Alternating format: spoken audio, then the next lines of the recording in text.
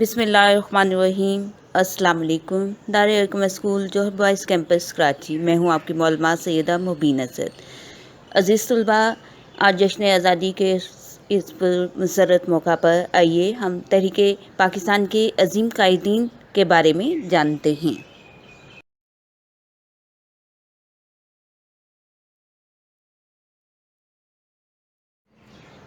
برصغیر میں انگریزوں اور کانگریس کے خلاف مسلمانوں کی کامیاب تحریک، جسے تاریخ میں تحریک پاکستان کے نام سے یاد کیا جاتا ہے، کئی پہلوؤں سے 20ویں صدی کی ایک منفرد اور ممتاز تحریک ہے۔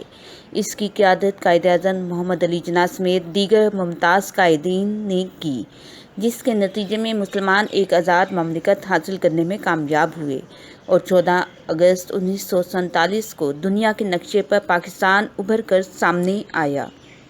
آج پاکستان کے جشن آزادی کے موقع پر چند نامور شخصیات کا ذکر کرتے ہیں جنہوں نے قیام پاکستان کی بنیاد رکھنے میں اہم کردار ادا کیا۔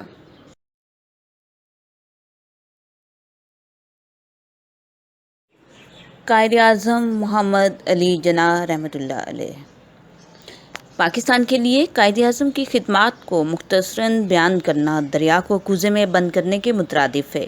قدرت جب کسی قوم پر مہربان ہوتی ہے یا اسے کسی قوم کی تقدیر سنوارنا مقصود ہوتا ہے تو وہ اس میں ایسے بے لوث قائد پیدا کر دیتی ہے جو اس قوم کی ڈولتی کشتی کو اپنے حسن تدبر سے ساحل تک لے جاتے ہیں۔ قائد اعظم برصغیر کے مسلمانوں کے لیے ایک ایسے ہی قائدین بن کر ابھرے۔ وہ ایک ایسی شخصیت ہے جن کی عظمت اور بلندی کردار کے مخالفین بھی متعارف تھے۔ بھارت کے پہلے وزیر اعظم جواہر لال نہرو کی ہمشیرہ وجے لکشمی پنڈت نے کہا تھا، اگر 100 گاندھی، 100 نہرو اور 100 پٹیل مسلم لیگ کے پاس ہوتے اور کانگریس کے پاس صرف اور صرف محمد علی جناح ہوتا تو پاکستان کبھی نہ بنتا۔ قائد اعظم نے 1913 میں مسلم رہنماؤں سر آغا خان سوئن، علامہ اقبال اور چودھری رحمت علی خان کی درخواست پر مسلم لیگ میں شمولیت اختیار کی اور مسلمانوں کی سیاسی بیداری اور تحریک آزادی کی داغ بیل ڈالی۔ قائد اعظم نے تدبر، فہم و فراست، سیاسی دور اندیشی اور جہد مسلسل سے مسلمانوں کو ہندو اور انگریزوں کی غلامی سے نجات دلائی۔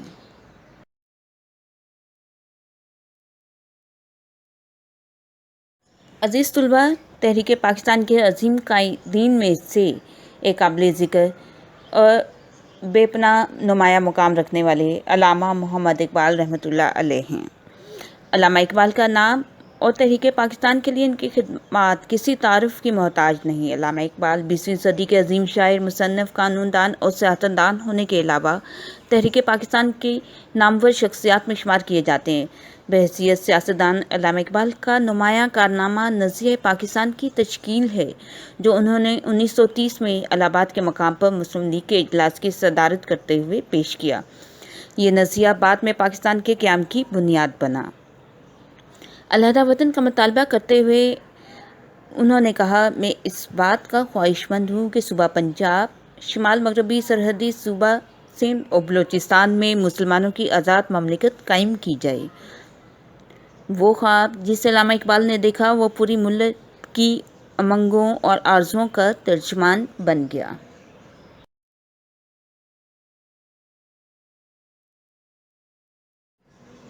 تحریک پاکستان کے عظیم قائدین میں سر سید احمد خان ایک نمایاں حیثیت کے حامل ہیں۔ آئیے عزیز طلباء سر سید احمد خان کے بارے میں جانتے ہیں۔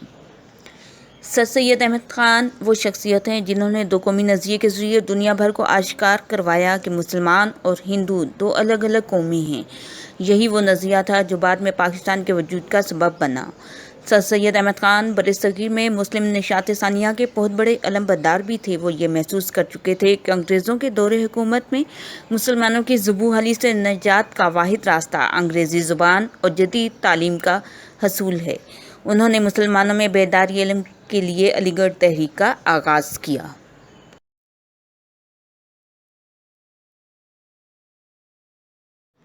نواب لیاقت علی خان کا نام بھی کسی تعارف کا محتاج نہیں۔ تحریک آزادی کا ذکر محسن ملت اور پاکستان کے پہلے وزیر اعظم لیاقت علی خان کے نام کے بغیر ادھورا ہے۔ 1 اکتوبر 1895 کو ہندوستان کے علاقے کرنال میں پیدا ہونے والے نواب لیاقت علی خان نے ایم اے کالج علی گڑھ سے گریجویشن کیا، جس کے بعد انہیں انڈین سول سروس میں نوکری کی پیشکش کی گئی، لیکن انہوں نے انکار کرتے ہوئے اپنی زندگی قوم کے لیے وقف کرنے کا ارادہ کیا۔ انہوں نے 1921 میں آکسفورڈ یونیورسٹی سے قانون کی ڈگری حاصل کی اور 1922 میں انگلینڈ بار میں شامل ہوئے۔ تقریباً 1 سال بعد وہ ہندوستان واپس آئے اور مسلم لیگ میں شمولیت اختیار کر کے اس کی تنظیم نو میں بڑھ چڑھ کر حصہ لیا۔ پورے ہندوستان میں جب مسلم لیگ کی باقاعدہ رکنیت اور تنظیم نو کا عمل شروع ہوا تو بطور جنرل سیکریٹری لیاقت علی خان نے اس میں نمایاں کردار ادا کیا۔ وہ تحریک آزادی کے حوالے سے ہر جدوجہد میں قائد اعظم کے شانہ بشانہ رہے، اسی وجہ سے قائد اعظم نے انہیں اپنا دست راست قرار دیا۔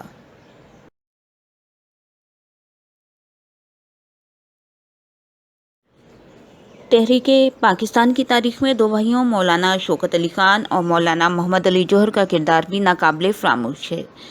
مولانا محمد علی جوہر نہ صرف جنگ آزادی بلکہ اسلام کی عظمت کے عظیم سپاہی بھی تھے۔ مولانا محمد علی جوہر کے کردار کو یوں سمجھا جا سکتا ہے کہ وہ پہلے مسلمان لیڈر تھے جنہوں نے انگریز حکمرانوں اور کانگریس کے قائدین مثلاً مہاتما گاندھی، موتی لال نہرو اور لالا لاجپت رائے کو چیلنج کیا، حتیٰ کہ 1926 میں موتی لال نہرو سے ہونے والی ملاقات میں یہاں تک کہہ دیا کہ ماسوائے مہاتما گاندھی، موتی لال نہرو اور جواہر لال نہرو کے تمام کانگریسی قائدین مسلمانوں کے دشمن ہیں۔ 1906 میں بننے والی مسلم لیگ کے بانیوں میں مولانا محمد علی جوہر کا نام بھی شامل ہے۔ انہوں نے 1911 میں اخباری دنیا میں تہلکہ مچانے والے انگریزی 7 روزہ اخبار کامریڈ کلکتہ سے جاری کیا۔ یہی نہیں، آپ اردو اخبار ہمدرد کے بانی بھی تھے۔ دونوں اخباروں نے مسلمانان پاک و ہند کا سیاسی تصور بیدار کرنے میں بڑی مدد کی۔